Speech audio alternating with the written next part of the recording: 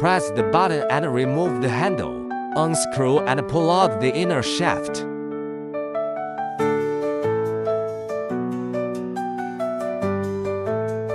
Unscrew the knob and remove the handle.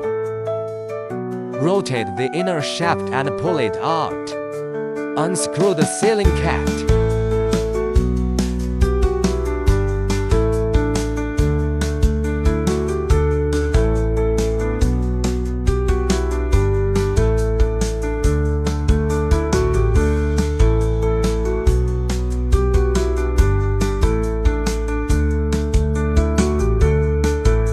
Insert the inner shaft. Push it fully into place and rotate to lock. Attach the handle.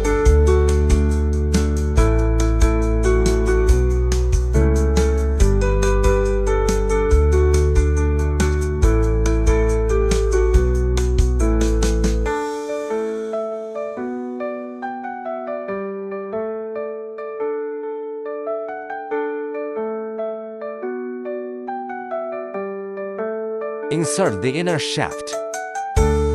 Tighten the inner shaft.